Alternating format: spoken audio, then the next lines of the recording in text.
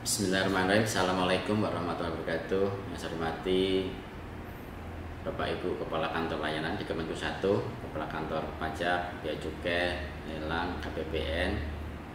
Yang saya hormati rekan expert Mitra Kementerian Keuangan di Gorontalo, Bapak Ibu pejabat administrator, dan juga rekan-rekan media. Alhamdulillah, puji syukur kita panjatkan kehadirat Allah Subhanahu wa ta'ala, Tuhan Yang Maha Kuasa.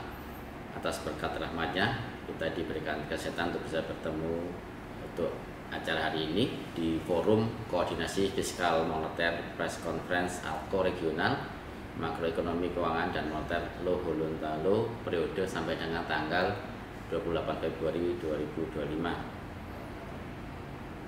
Baik Bapak sekalian, saya akan langsung untuk memberikan beberapa hal saya sampaikan, dan juga teman-teman media terima kasih bisa meliput.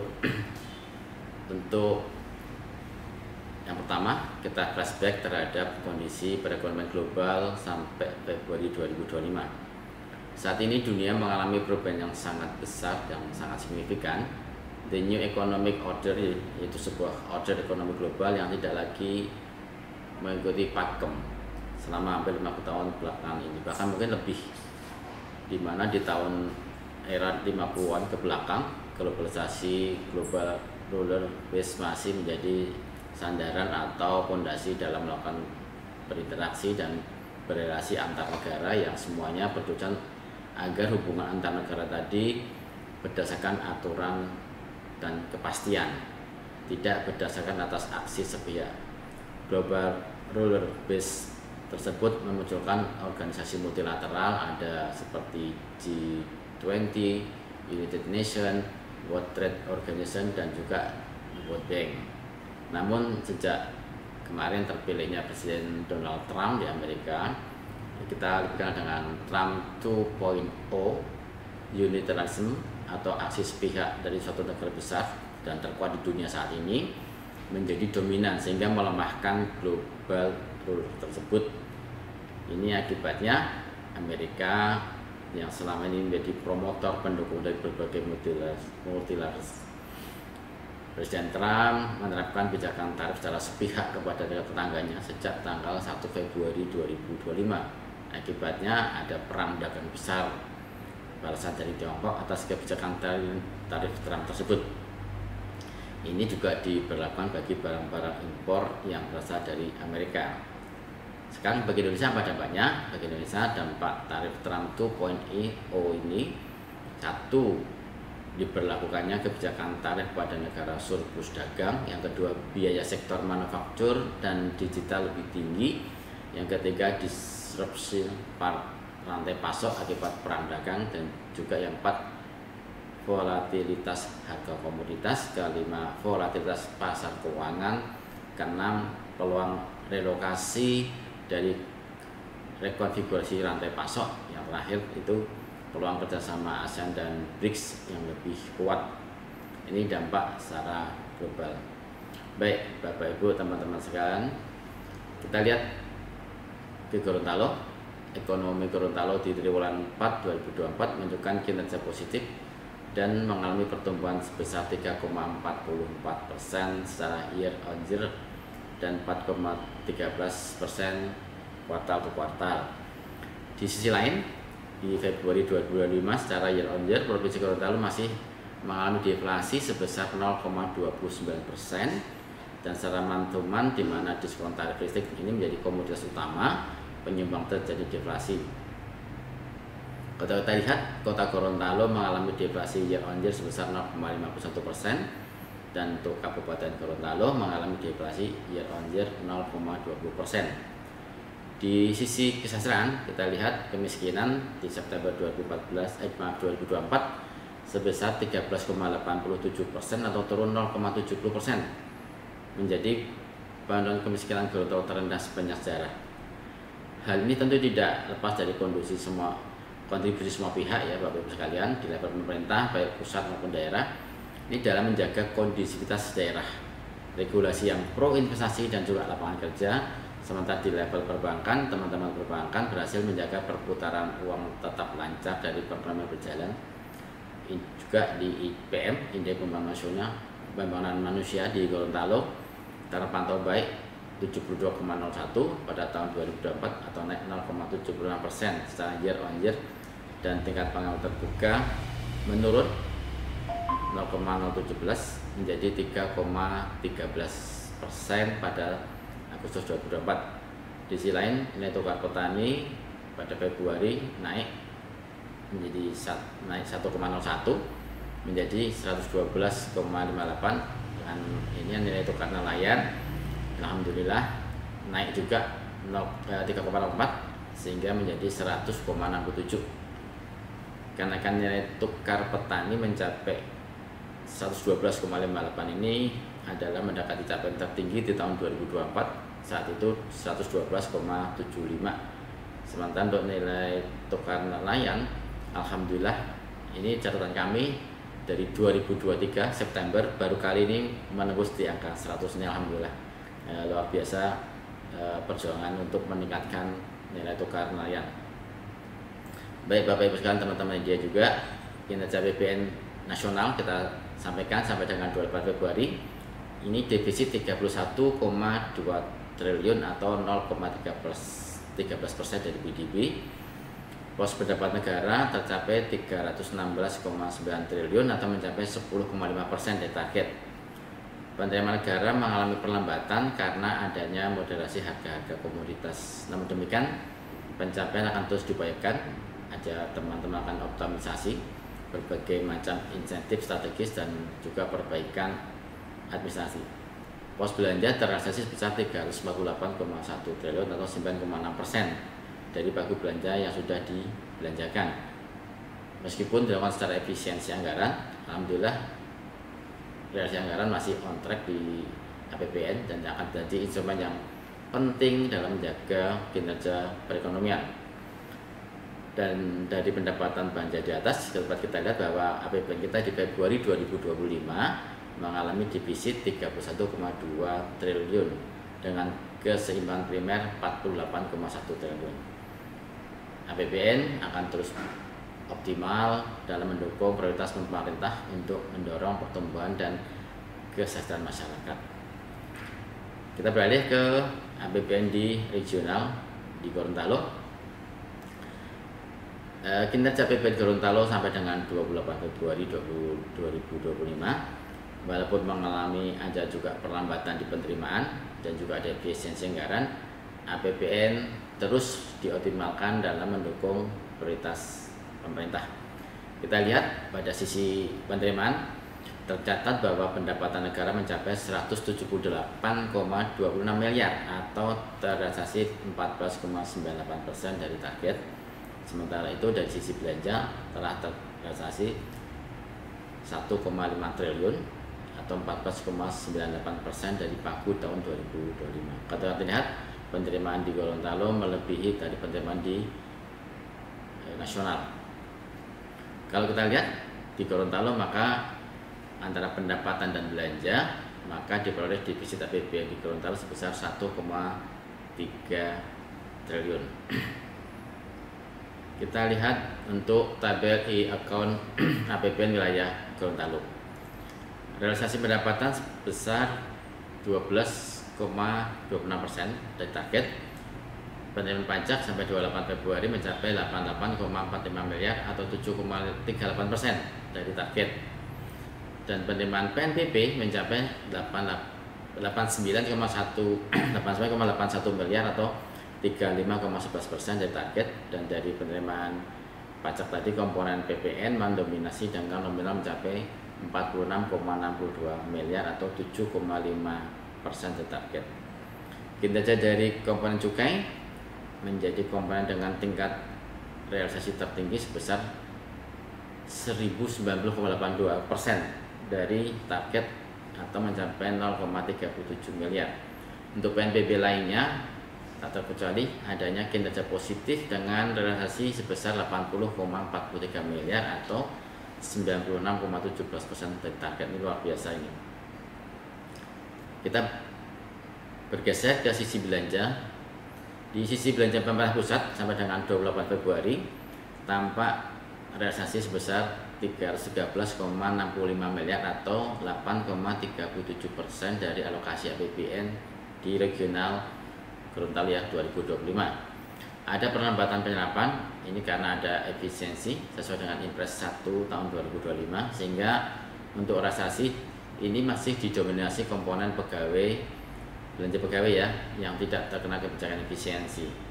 Untuk komponen TKD transfer sebesar 1,2 triliun atau terserap 18,87% dari pagu APBN regional Gorontalo.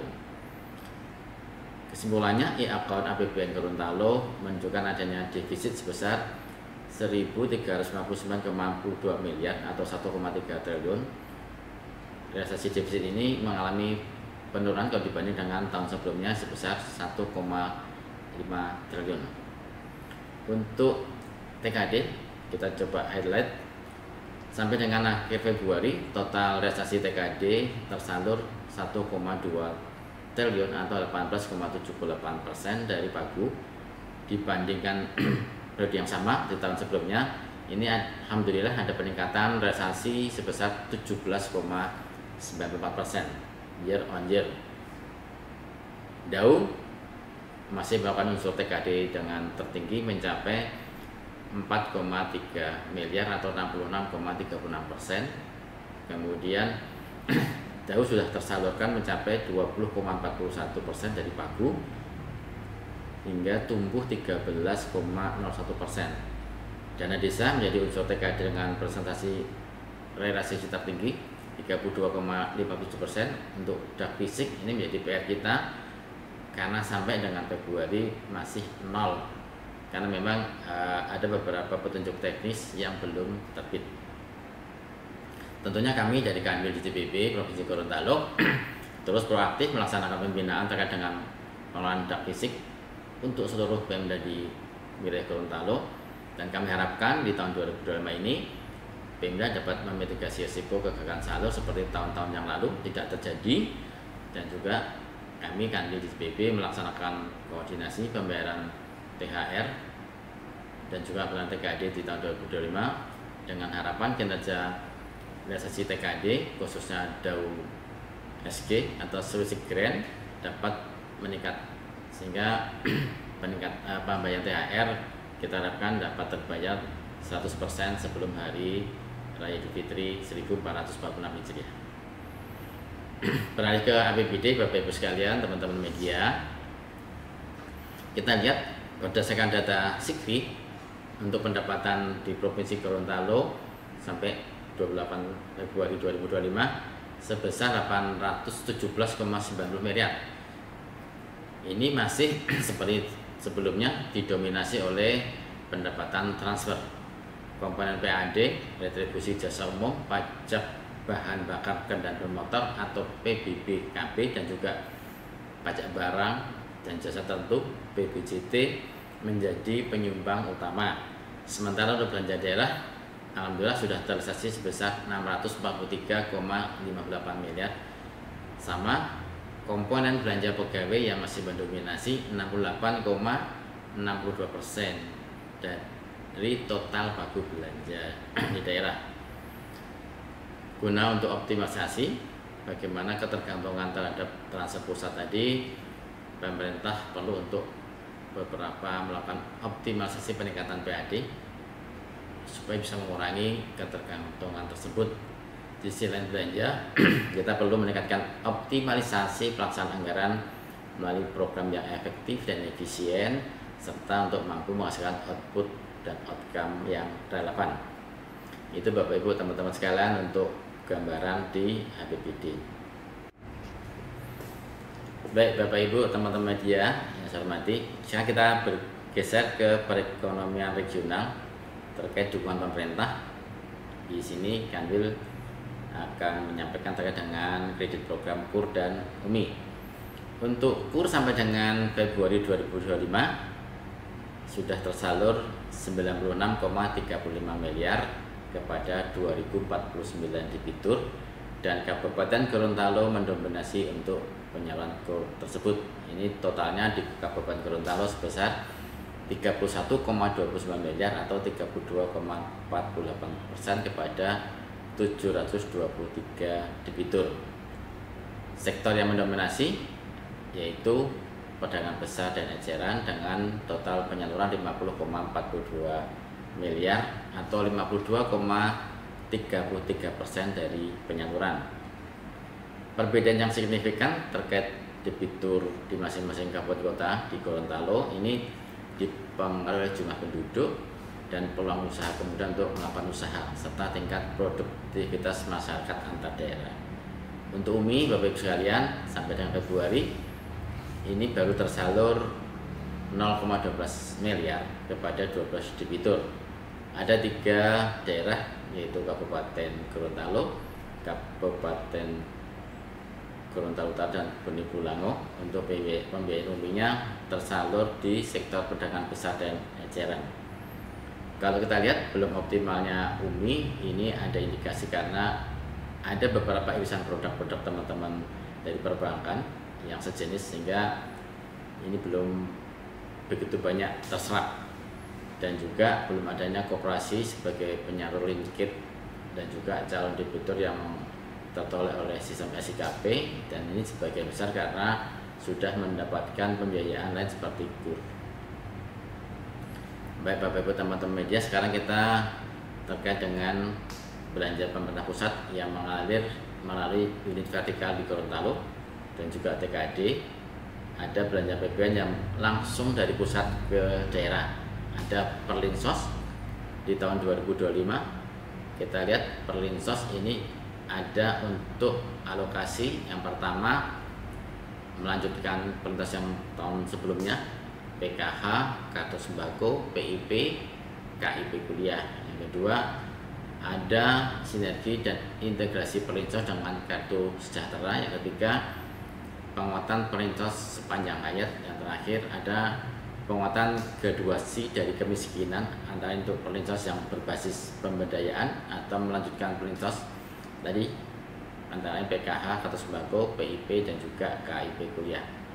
Di Gorontalo sampai dengan Februari 2005 telah tersalur bansos ini kepada 189.675 keluarga penerima manfaat atau KPM.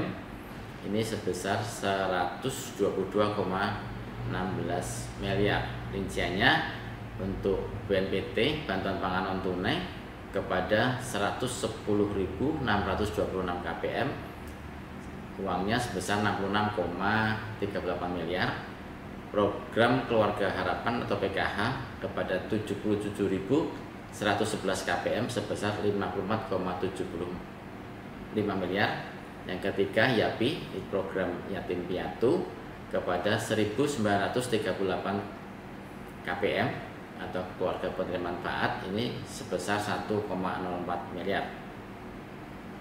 Sampai dengan 28 Februari 2025, Kabupaten Gorontalo ada daerah yang paling besar mendapatkan bansos baik jumlah KPM maupun juga jumlah nilainya, yaitu sebesar 44,38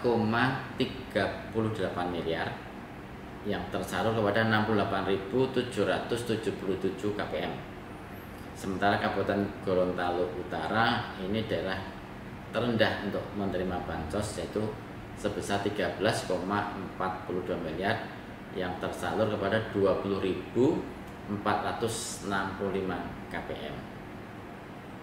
Untuk program yang sekarang kita jalankan, program makan bergizi gratis, ini adalah quick win pemerintah Presiden Prabowo Subianto. Ini sekarang dikelola oleh Badan Gizi Nasional. Ini diharapkan dapat meningkatkan gizi anak, mendukung prestasi belajar dan juga membentuk generasi sehat cerdas menuju Indonesia Emas 2045. Selain itu juga pemberian MBG kepada ibu menyusui diharapkan dapat memenuhi kebutuhan gizi harian, membantu menurunkan angka stunting, membantu meningkatkan kecukupan gizi ibu dan gizi ibu menyusui ya tentunya ya, membantu meningkatkan kesehatan ibu menyusui dan membantu meringankan beban keluarga. Bagaimana di Gorontalo? Di Gorontalo sudah dimulai sejak tanggal 6 Januari 2025 kepada 13 jenis kelompok penerima anak sekolah dengan jumlah total penerima sebanyak 2.892 siswa. Ini baik PAUD maupun KBIT, TK atau RA, SD, MI, SMP, SMA, SMK, MA. Hingga saat ini makan bergizi gratis telah dilaksanakan di 3 kabupaten, yaitu Kabupaten Gorontalo, Kabupaten Gorontalo Utara, dan juga di Kota Gorontalo pada 27 TK PAUD, 25 SD MI, 11 SPM atau MTS, dan juga 5 SMA atau MA atau SMK, dan juga 2 sekolah luar biasa dengan total sebanyak 9.317 siswa. Rinciannya sebagai berikut: di Kota Gorontalo 2.893 siswa, kepada TK SD ada 7 sekolah, totalnya 542, SDMI ada 4 sekolah, totalnya 1.277. Untuk SMP atau MTS ada 2 sekolah kepada 918 siswa, dan juga ada 1 SMA atau SMK atau MA ini ke 156 siswa. Untuk Kabupaten Gorontalo ada total 3.190 siswa, 14 sekolah untuk TK SD, totalnya 491 siswa, 13 sekolah SDMI, totalnya 1.577 siswa, 5 sekolah MTS atau SMP, ini totalnya 709 siswa. Kemudian ada 3 sekolah SMA, MA atau SMK kepada 527 siswa, dan juga 2 sekolah SLB ini untuk 121 siswa. Untuk di Kabupaten Gorontalo Utara totalnya 3.234 siswa, yaitu 6 sekolah TK PAUD ke 229 siswa, kemudian SDMI kepada 8 sekolah, totalnya 1.138 siswa, SMP atau MTS ada 4, totalnya 761 siswa, dan untuk 1 sekolah SMA atau SMK 1.106 siswa. Bagaimana di bulan Ramadan ini? Selama bulan Ramadan, sebagian besar sekolah tetap menerima makan bergizi gratis dengan menu yang disesuaikan untuk dibawa pulang, yaitu biskuit atau roti, susu, telur ayam rebus, buah untuk pisang atau salad, dan juga kurma. Terakhir, Bapak Ibu sekalian, pemerintah telah menetapkan peraturan pemerintah nomor 11 di tahun 2025 tentang tunjangan hari raya dan gaji ke-13 kepada aparatur sipil negara, pensiunan, penerima pensiun, dan juga penerima tunjangan di tahun 2025. Ini juknisnya ada di PMK nomor 23 tahun 2025. THR sudah dibayarkan pada tanggal 17 kemarin. Ini diharapkan dapat membantu mengelola kebutuhan selama mudik dan untuk libur lebaran. Untuk ketentuannya seperti apa? Ketentuan THR hampir sama dengan seperti tahun-tahun sebelumnya. Pertama, untuk komponen THR dibayar adalah gaji dan tunjangan yang melekat serta tunjangan kinerja, alhamdulillah 100%. Yang kedua, dasar perhitungannya berdasar base di bulan Februari penghasilannya. Yang ketiga, tidak dikenakan pemotongan iuran dan juga pajak ditanggung pemerintah. Untuk teman-teman di Pemda, ketentuan lebih lanjut nanti pembayaran PNS daerah ya akan diatur pada perkada di masing-masing daerah. Sampai dengan tanggal 24 Maret untuk ASN TNI Polri, PPNPN ini dan juga pegawai Pemda terbayar kepada 54.049 pegawai, atau kalau rupiahnya 226,83 miliar. Itu progres APBN Gorontalo di Februari 2025. Terima kasih kepada teman-teman media yang sudah menjadi partner kita untuk terus memberikan berbagai macam berita, informasi, edukasi terkait bagaimana pengelolaan negara kepada masyarakat secara akurat. Kami Kementerian Keuangan akan terus menjaga perekonomian dan APBN sebagai respon atas dinamika geopolitik global yang diproyeksi akan terus meningkat dan akan mengakibatkan pelemahan perekonomian global. Selain itu juga di tengah gejolak global yang masih terus berlanjut, APBN 2025 diharapkan mampu dioptimalkan sebagai shock absorber untuk melindungi masyarakat menjaga momentum pertumbuhan dan mendukung agenda pembangunan secara optimal. Sebelum saya akhiri, saya akan membacakan sebuah pantun. Ke pasar Senggol membeli baju, bajunya baju koko. Dulu itu momongu lipu lo Gorontalo. Demikian, terima kasih. Wassalamualaikum warahmatullahi wabarakatuh.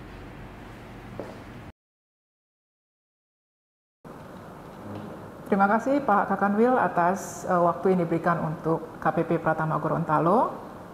Mohon izin saya memulai dengan pantun. Tidak nikmat rasanya kalau tidak makan nasi, ditambah lauknya ayam betutu. Izinkan kami dari Kantor Pajak Gorontalo menyampaikan presentasi. Assalamualaikum warahmatullahi wabarakatuh. Yang terhormat Bapak Kakanwil, Dirjen Perbendaraan Provinsi Gorontalo, yang saya hormati Bapak Kepala KPPBC Gorontalo, yang saya hormati Bapak Kepala KPKNL Provinsi Gorontalo, yang saya hormati Bapak Kepala KPPN Provinsi Gorontalo, KPPN Gorontalo dan KPPN Marisa, yang saya hormati Lokal Expert, dan Bapak Ibu Kepala instansi terkait yang hadir dalam preskon pada hari ini. Izinkan kami dari Kantor Pajak Gorontalo menyampaikan kinerja perpajakan selama 2 bulan pertama di tahun 2025. Hingga tanggal 28 Februari 2025, penerimaan pajak dalam negeri di Provinsi Gorontalo mencapai 94,547 miliar rupiah, atau sebesar 7,96% atau hampir 8% dari target yang diamanakan, yaitu sebesar 1.187.803 juta rupiah. Dari total penerimaan 2 bulan tersebut, penerimaan tertinggi disupport dari jenis pajak PPH yang diikuti dengan PPN, pajak lainnya, dan juga PBB. Bisa kita lihat untuk bulan Februari saja tahun 2025, penerimaan PPH itu sebesar 30,17 miliar rupiah atau mengalami pertumbuhan sebesar 13,64%. Untuk akumulasinya di 2 bulan pertama tahun 2025, total penerimaan dari jenis pajak PPH adalah sebesar 47,04 miliar rupiah dengan pertumbuhan 3,75%. Kemudian diikuti dengan PPN untuk Februari saja sebesar 10,08 miliar bisa dihimpun oleh Kantor Pajak Pratama Gorontalo dengan akumulasi sebesar 36,69 miliar untuk 2 bulan pertama di tahun 2025 dengan pertumbuhan 9,78%. Kemudian diikuti dengan jenis pajak lainnya untuk bulan Februari saja sebesar 8,36 miliar. Untuk akumulasi 2 bulan pertama 2025 adalah sebesar 10,81 miliar rupiah. Diikuti yang terakhir dengan jenis pajak PBB, namun tidak ada penerimaan untuk 2 bulan pertama di tahun ini. Jika kita bagi penerimaan pajak per jenis wajib pajak yang terdiri dari orang pribadi, badan atau korporasi, dan juga instansi pemerintah, untuk secara total 2 bulan pertama terdapat 1.523 wajib pajak orang pribadi yang membayar pajak dengan nominal 4 miliar rupiah. Kemudian untuk jenis wajib pajak badan untuk 2 bulan pertama terdapat 2.493 wajib pajak badan yang berkontribusi ke nominal penerimaan sebesar 34,6 miliar rupiah. Kemudian untuk instansi pemerintah terdapat 1.226 wajib pajak dengan nominal realisasi penerimaan pajak sebesar 2,9 miliar rupiah. Apabila kita bagi penerimaan pajak Provinsi Gorontalo per wilayah, kita memiliki 6 kabupaten kota. Untuk kota Gorontalo masih berada di posisi yang pertama, ia memberikan kontribusi terbesar untuk penerimaan pajak di 2 bulan pertama tahun 2025 ini dengan nominal 44,8 miliar rupiah dengan persentase 47%. Kemudian diikuti dengan Kabupaten Pohuwato 25,5% atau sebesar 24,1 miliar rupiah. Kabupaten Gorontalo 15,7 miliar rupiah, Kabupaten Bone Bolango 6,4 miliar rupiah dengan persentase 6,87%, dan juga Kabupaten Bualemo sebesar 1,8 miliar dan Kabupaten Gorontalo Utara atau Gorut sebesar 1,61% atau nominalnya 1,5 miliar rupiah. Untuk penerimaan pajak di Provinsi Gorontalo per sektor wajib pajak, untuk bisa kita lihat di dalam tayangan, kontribusi terbesar terdapat pada sektor administrasi pemerintahan sebesar 37,95% dengan penerimaan nominal penerimaan sebesar 35,87 miliar. Dan untuk pertumbuhan yang terbesar terdapat pada aktivitas keuangan sebesar 434% dengan nominal 7,29 miliar. Jadi in total penerimaan 2025 untuk dua bulan pertama itu adalah sebesar 94,54 miliar. Jika kita bandingkan dengan periode yang sama di tahun 2024, itu penerimaannya sebesar 78,77 miliar rupiah. Jadi terdapat peningkatan atau pertumbuhan dari dua periode yang sama, yaitu sebesar 20,03%. Baik Bapak Ibu, terdapat beberapa informasi tambahan yang perlu kami sampaikan untuk seluruh masyarakat di Provinsi Gorontalo. Yang pertama adalah terkait penyampaian atau pelaporan SPT tahunan, di mana batas waktu penyampaian SPT tahunan untuk orang pribadi itu adalah paling lambat tanggal 31 Maret 2025 dan juga untuk penyampaian SPT tahunan badan paling lambat tanggal 30 April 2025. Namun kemarin pemerintah pusat baru mengeluarkan kebijakan, yaitu pemberian relaksasi di mana untuk wajib pajak yang terdapat kendala dalam melaporkan SPT tahunan orang pribadi tahun 2024 apabila melaporkan atau membayar pajaknya lewat dari tanggal 31 Maret 2025 asalkan paling lambat tanggal 11 April 2025 itu tidak akan dikenakan sanksi administrasi berupa bunga dan atau denda. Jadi mungkin kami ulangi sekali lagi, apabila masyarakat Gorontalo memiliki kendala sehingga melaporkan SPT tahunan orang pribadi tahun 2024 lewat dari tanggal 31 Maret 2025 itu tidak dikenakan sanksi bunga ataupun denda asalkan tidak lewat dari tanggal 11 April 2025. Tapi Bapak Ibu, ini khusus untuk SPT tahunan orang pribadi tahun 2024 saja. Nah, relaksasi yang diberikan oleh pemerintah pusat apabila terdapat pelaporan atau pembayaran pajak lewat tanggal 31 Maret 2025 asalkan sampai 11 April 2025 adalah dalam rangka untuk keadilan dan juga kepastian hukum karena bertepatan dengan cuti merayakan hari besar keagamaan, yaitu Hari Raya Nyepi dan juga Hari Raya Idul Fitri di tahun 2025 yang membuat libur atau cuti menjadi lebih panjang dan juga membuat waktu layanan kantor pajak yang seharusnya sampai tanggal 31 Maret 2025 menjadi berkurang. Sehingga diberikanlah relaksasi untuk tidak dikenakan sanksi denda dan juga bunga sepanjang tidak lewat dari 11 April 2025 untuk SPT tahunan orang pribadi tahun 2024. Kemudian yang ketiga terkait kita berada di dalam masa-masa merayakan Hari Besar Keagamaan, kami ingin menyampaikan bahwa KPP Pratama Gorontalo komitmen terhadap anti gratifikasi. Jadi kami mengimbau kepada seluruh masyarakat mohon untuk tidak memberikan atau menjanjikan gratifikasi dalam bentuk apapun kepada petugas kami.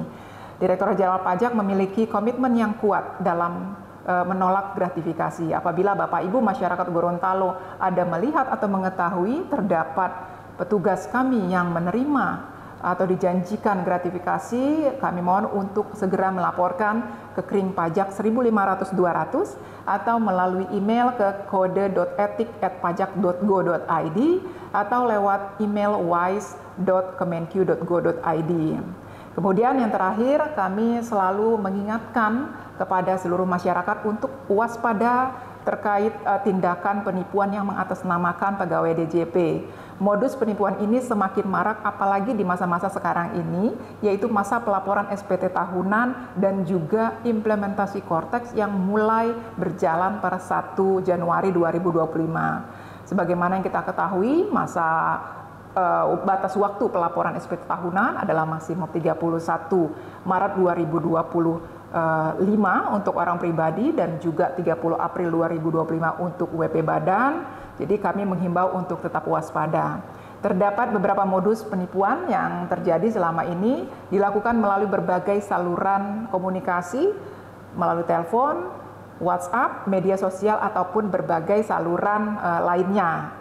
Nah, berbagai modusnya itu diantaranya adalah pencurian atau memperoleh data penting pribadi atau phishing, kemudian melakukan spoofing atau penyaruan seolah-olah mengirimkan email resmi dari pajak.go.id walaupun sebenarnya pengirim aslinya itu bukan dari Direktorat Jenderal Pajak. Nah, dua modus ini adalah meminta masyarakat untuk mengklik satu link atau tautan tertentu yang seharusnya atau itu bukan resmi dari Direktorat Jenderal Pajak. Kemudian yang ketiga, modus penipuan mengatasnamakan pejabat atau pegawai DJP yang berpura-pura mungkin ya menjadi pegawai atau pejabat KPP Pratama Gorontalo. Kami mohon untuk selalu waspada. Akhir kata, kami keluarga besar Kantor Pelayanan Pajak Pratama Gorontalo mengucapkan selamat Hari Suci Nyepi Tahun Baru Saka 1947 dan Hari Raya Idul Fitri 1446 Hijriah. Mohon maaf lahir dan batin. Semoga kita selalu diberikan kemudahan oleh Allah Subhanahu wa taala untuk berbuat yang terbaik untuk Gorontalo dan Indonesia. Berbuka puasa dengan minuman selasi akan lebih nikmat jika ditambah es batu. Cukup sekian dan terima kasih. Assalamualaikum warahmatullahi wabarakatuh. Berikut kami sampaikan terkait dengan perkembangan kinerja Kepabeanan dan Cukai di Gorontalo sampai dengan periode Februari tahun 2025. Yang pertama adalah terkait dengan neraca perdagangan ekspor dan impor yang dicatatkan di Bea Cukai Gorontalo. Terkait dengan kinerja ekspor sampai dengan saat ini, devisa ekspor yang dicatatkan dari Provinsi Gorontalo adalah sebesar 6.434.155 USD. Sementara impornya tercatat sebesar 705.508 USD. Artinya di sini menunjukkan bahwa neraca perdagangan Provinsi Gorontalo itu surplus karena nilai ekspor lebih besar dibandingkan dengan nilai impor. Terkait dengan penerimaan yang dicatatkan di Bea Cukai Gorontalo, penerimaan meliputi penerimaan kepabeanan sampai dengan bulan Februari itu sebesar Rp10.557.000. Sementara penerimaan dari sektor cukai sebesar Rp366.211.000. Kemudian marilah kita coba lihat terkait dengan kinerja ekspor. Untuk kinerja ekspor dibandingkan dengan periode bulan sebelumnya Januari 2025 terjadi peningkatan dari sisi volume dan peningkatan dari sisi devisa ekspor yang berhasil dicatatkan. Untuk nilai ekspor pada bulan Februari itu mencapai dalam rupiah mencapai 56.341.232.765 rupiah. dan volumenya mencapai 22,8 ton. Nilai ekspor ini dari sisi komoditi yang diekspor itu didominasi oleh pelet kayu, kemudian dari frozen coconut cream, dan produk perikanan lainnya. Dari grafik nanti kita dapat melihat bahwa pertumbuhan ekspor dari Provinsi Gorontalo dari bulan ke bulan terjadi proses peningkatan, terutama dari sisi volumenya. Kita berharap perkembangan ekspor dari Provinsi Gorontalo ini bisa berdampak terhadap pertumbuhan ekonomi di Provinsi Gorontalo. Selanjutnya kita coba lihat terkait dengan capaian penerimaan denda cukai. Sampai dengan Februari, denda cukai yang sudah dikumpulkan melalui kantor bea cukai Gorontalo adalah sebesar Rp366.211.000. Penerimaan ini didapatkan dari denda cukai hasil penindakan yang ditindaklanjuti dengan proses pembayaran ultimate remedium. Sehingga pencapaian ini kalau kita hitung secara persentase dari target yang ditetapkan itu mencapai 1090,82% dari target cukai yang dibebankan kepada kantor bea cukai Gorontalo. Demikian disampaikan pencapaian kinerja terutama terkait kinerja fiskal dari bea cukai Gorontalo. Terima kasih. Selamat pagi, kami sampaikan capaian kinerja terkait pengelolaan kekayaan negara dan lelang periode sampai dengan bulan Februari tahun 2025 di KPKNL Gorontalo. Yang pertama, untuk realisasi PNBP dari aset sampai dengan Februari 2025 kita telah mencapai 2,9 miliar. Jadi untuk bulan Februari sendiri kita sudah mencapai realisasi sebanyak 2,6 miliar. Target ini naik 18,2% dari target tahunan. Kemudian dibandingkan dengan akumulasi tahun lalu, realisasi di periode ini naik sebesar 240%, di mana target tahunan kami mencapai 15,9 miliar. Jika kita detailkan lebih detail, untuk pemanfaatan BMN porsinya adalah sebesar 2,6 miliar. Kemudian untuk pemindah tanganan BMN sebesar 232 juta. Untuk realisasi PNBP lelang sendiri sampai dengan Februari ini kita sudah mencapai 123.748.949 rupiah.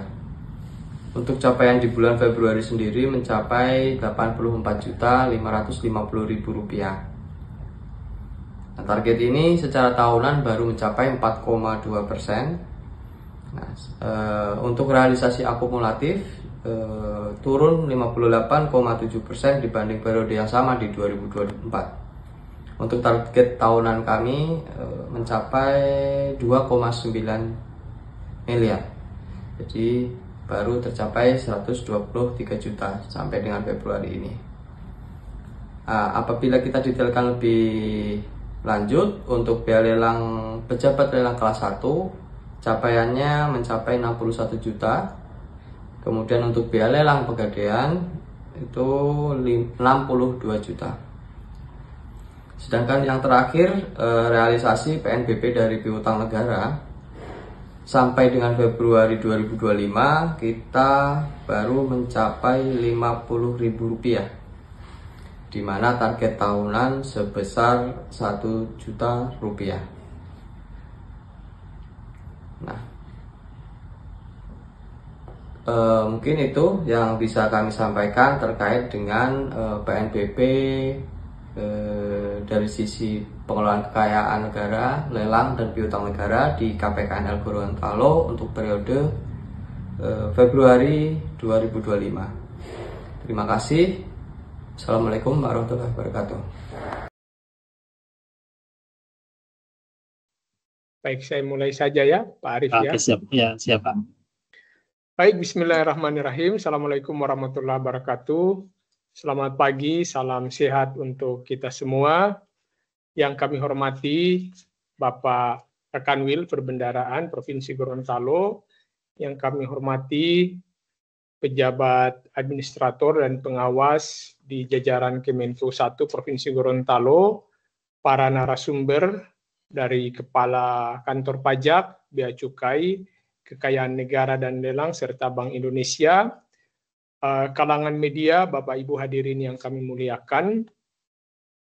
Dalam kesempatan Preskon ALKO untuk realisasi bulan Februari tahun 2025, kami diminta untuk menyampaikan paparan terkait dengan hilirisasi, ya, dengan judul Strategi Hilirisasi Produk Lokal Memacu Nilai Tambah Ekonomi Gorontalo, dan kami mengambil studi kasus pada komoditas perikanan tuna. Kita mengetahui bersama bahwa salah satu persoalan fundamental dalam perekonomian daerah Provinsi Gorontalo, yakni belum adanya komoditas atau produk unggulan yang bernilai tambah dan kompetitif baik di pasar regional, nasional, apalagi di level internasional. Sedangkan sektor pangan yang menjadi tumpuan, ya, harapan dari perekonomian daerah ini menghadapi tekanan struktural dan permanen, ya, seperti komoditas pertanian, peternakan dan perikanan. Ini dari waktu ke waktu ini merupakan kontributor pertumbuhan dan penyerapan tenaga kerja yang tertinggi. Nah, sektor pangan ini selalu mengalami kendala terkait dengan ketersediaan maupun harga. Ketika musim panen melimpah, maka harganya otomatis jatuh, kemudian komoditasnya, barang-barangnya banyak yang rusak. Tetapi ketika musim paceklik atau begitu banyaknya produk yang diminta dari luar daerah, maka harga-harga menjadi melambung tinggi dan ketersediaan di pasar lokal menjadi sangat jarang.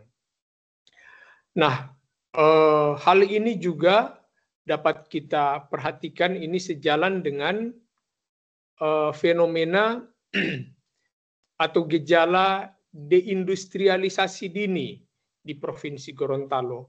Kita dapat melihat pada dua grafik di sisi kanan, di mana kontribusi industri pengolahan dari tahun 2015 ke tahun 2023 ini mengalami penurunan dari 4,85% menjadi hanya 3,76%.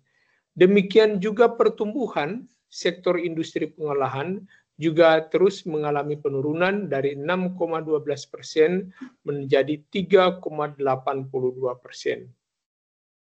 Demikian halnya dengan jumlah tenaga kerja di sektor industri pengolahan yang juga terus menurun dari 24.682 orang di tahun 2015 menjadi kurang dari 20-an ribu orang tenaga kerja di tahun 2023.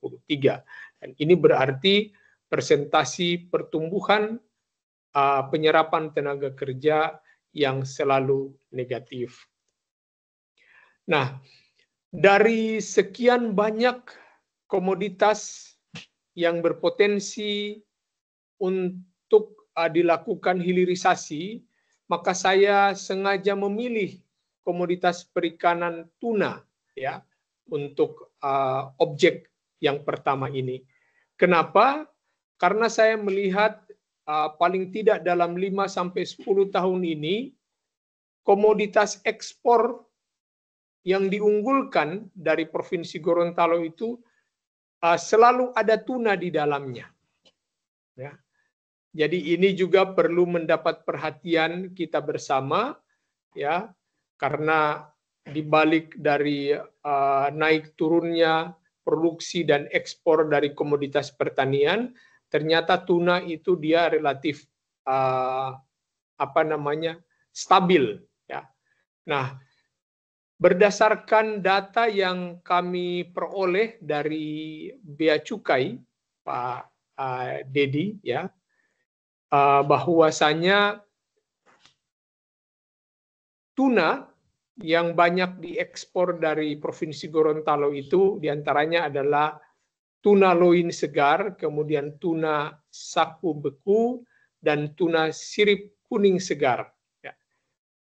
Termasuk juga adalah fresh yellowfin tuna, ya, tuna hazai, dan juga fresh YF tuna loin. Nah, sesungguhnya dari komoditas yang diekspor ini masih ada potensi, ya, dari produk olahan seperti tuna kaleng, kemudian tuna beku, sashimi grade tuna, ya, kemudian tuna steak, kemudian abon, bakso tuna, kemudian minyak ikan dan tepung ikan. Ya. Nah, dari data yang kami peroleh dari Bea Cukai, ini volume dan nilai ekspor perikanan tuna ini cenderung fluktuatif, ya. Dari sisi devisa, dari tahun 2021, 2022 ini mengalami penurunan dari sekitar 273.000 lebih US dollar, itu menurun menjadi 181.000 US dollar sekian, kemudian kembali menurun di tahun 2023 menjadi 57.889 US dollar, tetapi kemudian meningkat tajam di tahun 2024 menjadi 201.900 US dollar sekian. Adapun bobot atau net weight kilogram ini juga menurun dari tahun 2021, ya, sebesar 29.225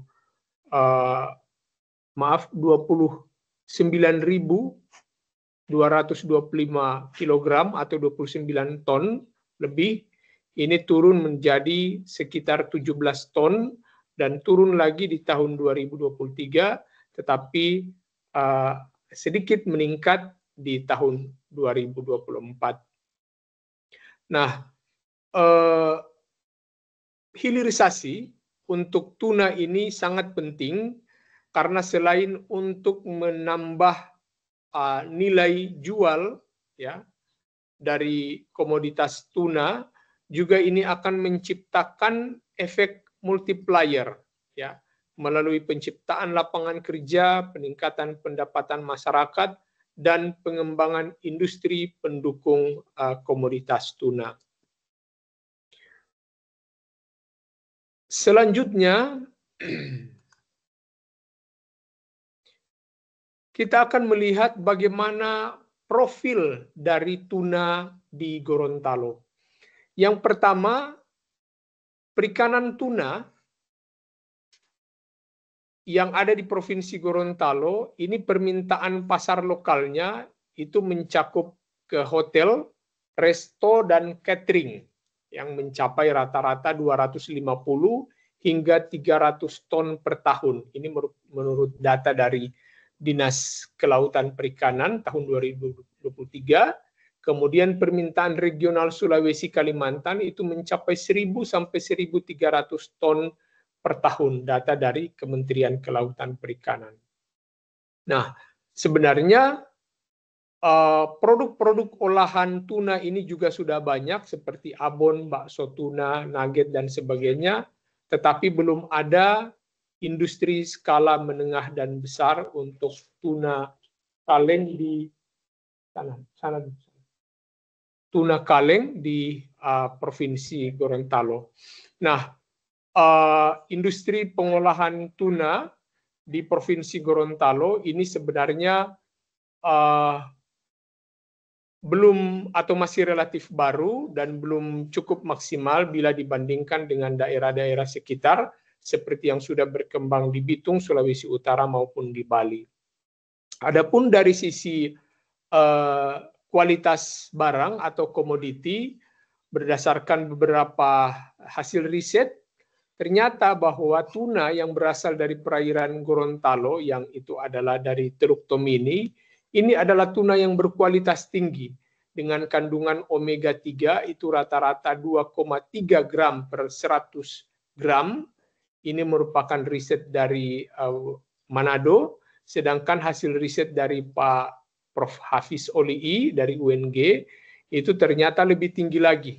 Ya, kandungan lemak sekitar 4-6% yang disukai untuk produk sashimi. Di sisi lain, kandungan merkuri dan logam berat di tuna Gorontalo ini juga sangat-sangat rendah atau di bawah ambang batas sehingga memenuhi syarat standar internasional. Selanjutnya, potensi ekspor tuna dari Provinsi Gorontalo ini sangat besar, baik untuk pasar. Siapa? Tolong ambil dulu dorang. Potensi ekspor untuk pasar Eropa, kemudian Amerika, dan juga Jepang, dan Korea, dan Cina. Tetapi masih memiliki tantangan ya, tantangan untuk tuna Gorontalo, yakni belum memenuhi standar ekspor premium untuk sashimi grade karena kendala penanganan pasca tangkap, kemudian infrastruktur rantai dingin atau cold chain yang juga masih mengalami beberapa kendala untuk mempertahankan kualitas premium, dan untuk kedepannya perlu juga diperhatikan bila mana Provinsi Gorontalo ingin fokus dalam mengembangkan ekspor komoditas tuna, maka harus diperhatikan terkait dengan sustainability, keberlanjutan, kemudian traceability atau ketertelusuran, dan yang ketiga adalah ethical sourcing atau produk etis. Nah, terkait dengan tantangan hilirisasi tuna ini, secara lebih spesifik saya uraikan dalam 5 poin, yakni keterbatasan infrastruktur, kemudian kualitas sumber daya manusia, tenaga kerja terampil dalam penangkapan dan juga pengolahan komoditas tuna itu sendiri, kemudian akses permodalan, terutama bagi nelayan dan pengusaha-pengusaha pengolahan perikanan tuna, terutama bagaimana mereka dapat mengakses kredit perbankan dengan bunga ringan, baik di tahap awal maupun tahap pengembangannya. Kemudian juga terkait dengan standar dan sertifikasi, saya kira ini juga membutuhkan intervensi, fasilitasi, dan bantuan dari pemerintah, terutama dari Dinas Perikanan, Balai POM, dan sejenisnya. Dan yang terakhir juga terkait dengan rantai pasok yang masih kompleks dan panjang, sehingga oleh karena banyaknya perantara ini, maka keuntungan-keuntungan itu yang ditimbulkan dari pengolahan dan pemasaran tuna ini masih tidak cukup banyak dinikmati oleh nelayan dan pengusaha tuna. Di slide berikutnya,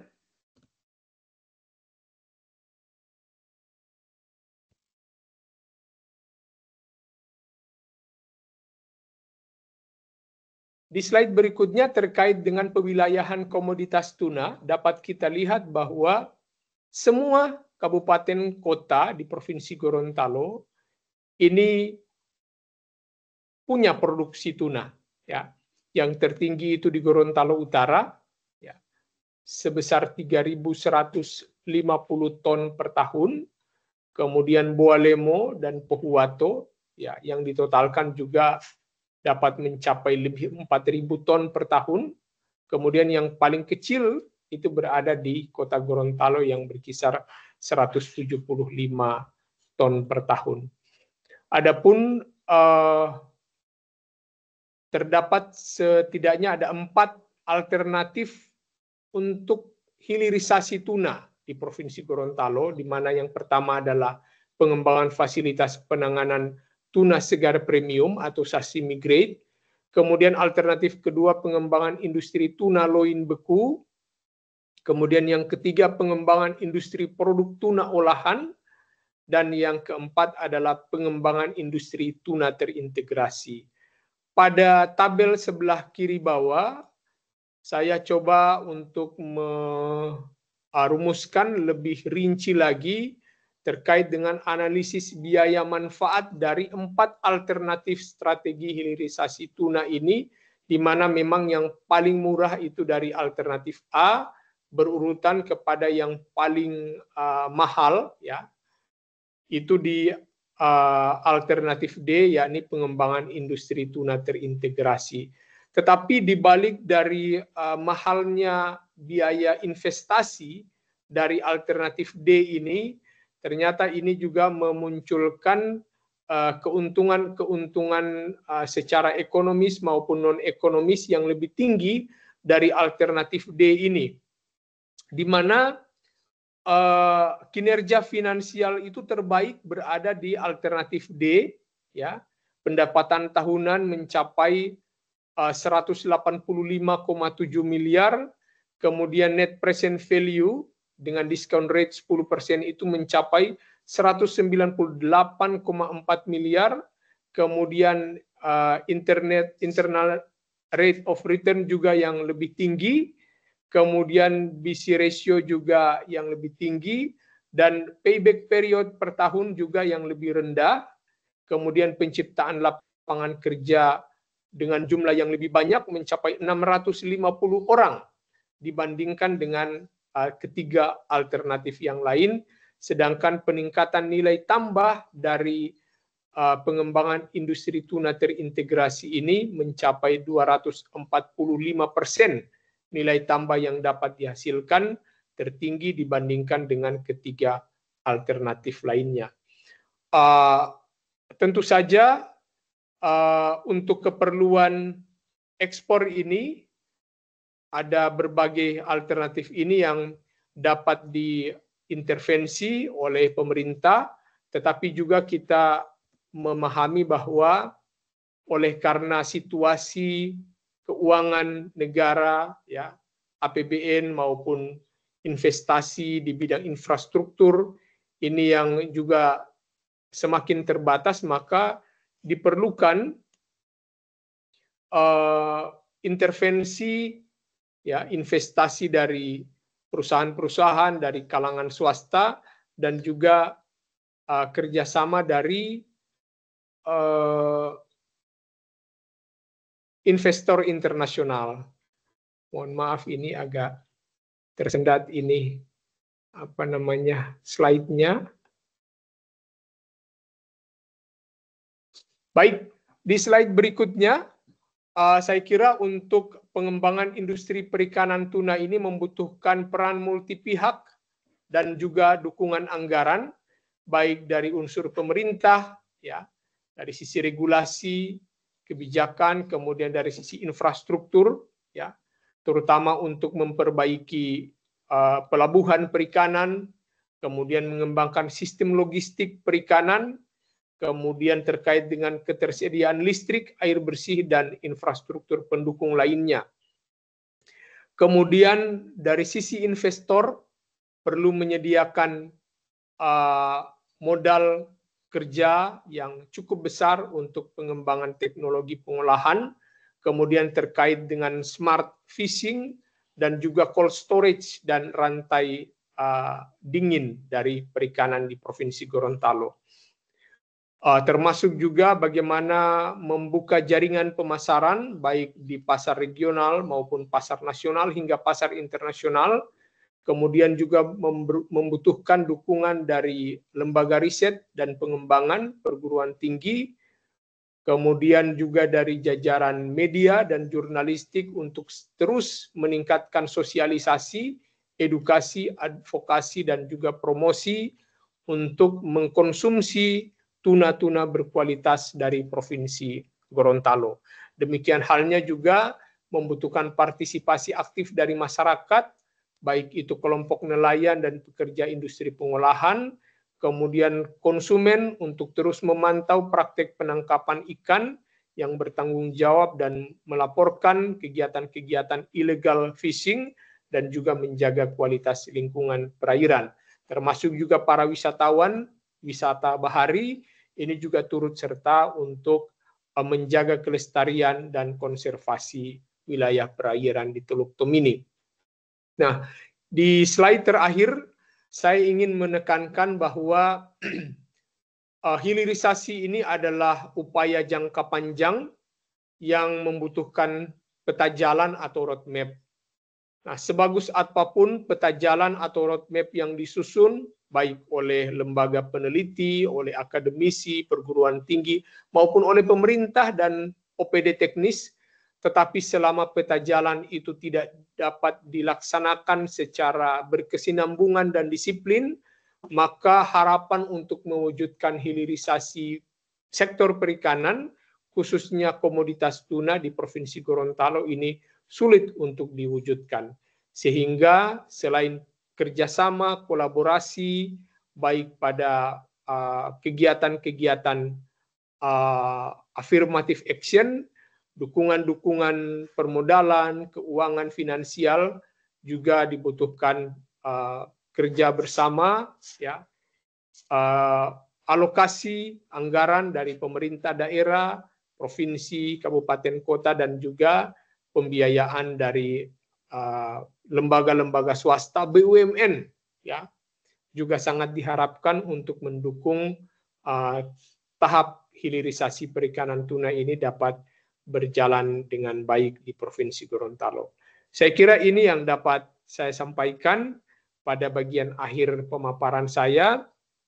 Saya ingin menyampaikan selamat menunaikan ibadah puasa kepada Bapak Ibu sahabat yang menjalankannya, dan selamat menyongsong Lebaran Idul Fitri tahun 1446 Hijriah. Mohon maaf lahir dan batin bila ada salah-salah kata. Terima kasih.